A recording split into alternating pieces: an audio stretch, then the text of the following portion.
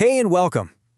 When you think about your best memories, chances are they involve two things: good food and good friends.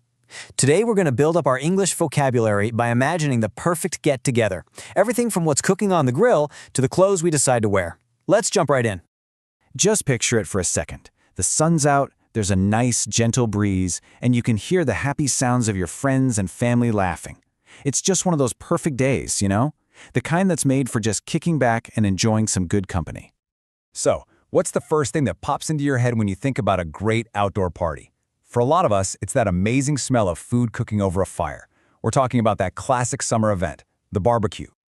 Okay, so first up, a perfect summer barbecue. And really, a barbecue is so much more than just a meal, isn't it?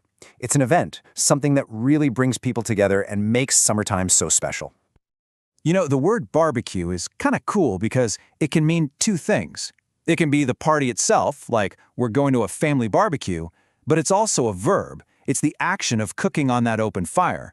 Either way, it's all about getting that one-of-a-kind smoky flavor. All right, now for the best part, let's talk about the food. Because amazing flavor doesn't just happen, It all starts with a little bit of prep work. And here's a little secret to getting that super tender, juicy, and flavorful meat on the grill. The magic actually starts hours before you even think about cooking. The first and maybe most important step is to marinate. So what does it mean to marinate something? Well, it's basically when you let your food soak in a special sauce or a mix of spices. This does two incredible things. It packs the meat with flavor from the inside out, and it also helps make it unbelievably tender. And the great thing about marinades is you can make them out of almost anything. It could be something simple, like salt, spices, and herbs, or something acidic, like lemon juice. Some places, like in India, even use these delicious, creamy marinades made with yogurt. Of course, a barbecue isn't only about fancy steaks. We gotta have the classics, right? Hamburgers and hot dogs are a must. But they're not quite complete without a very specific kind of bread. You're gonna need some buns. Now, buns aren't just any old bread. They are perfectly designed for their job.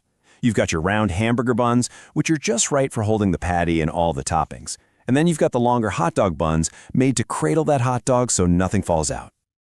Okay, to make our barbecue menu even better, let's add something else that everyone loves and is absolutely perfect for the grill: some delicious kebabs.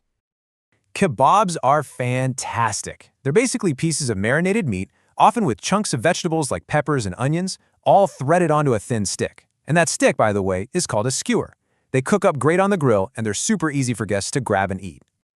So, our menu is set. It's gonna be delicious. But now we need to create the perfect vibe for our guests. It's all about setting up a space that's comfortable and works for a party. To host a great barbecue, you need a few key things. The grill, obviously, that's your outdoor kitchen. You'll definitely want some lawn furniture so people have a place to sit. A cooler is a must to keep all the drinks ice cold, and maybe even a tent to give everyone a nice spot of shade.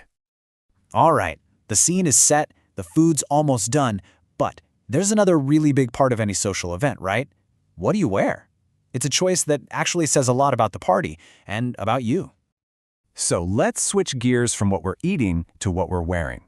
Now, for an outdoor barbecue, things are usually pretty relaxed, but it's still good to know the words to talk about our fashion choices.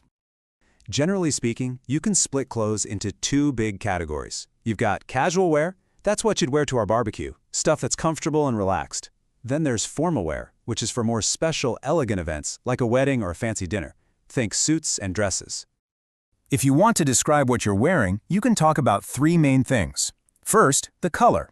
Simple enough. Second, the pattern. Is it a solid color, or maybe it has stripes or a floral print? And third, the material. Is it made of something soft like cotton or tough like denim? But clothing is about so much more than just function. It's a really powerful way to express yourself. All the little choices we make, the color, the pattern, the fit, they all come together to create our own personal style. And fit is a huge part of style. You have tight-fitting clothes like skinny jeans, which are designed to be close to your body. And on the flip side, you have loose-fitting clothes like baggy pants or a big, comfy sweater, which are all about being relaxed. This quote really nails it, doesn't it? Our clothes can communicate our personality, our mood, our identity, all without us having to say a single word. They kind of tell a story about us. So as we start to wrap this up, let's think back to where we started. Food. Like that barbecue we planned. It's this universal thing that creates community. It's how we connect with each other, how we celebrate.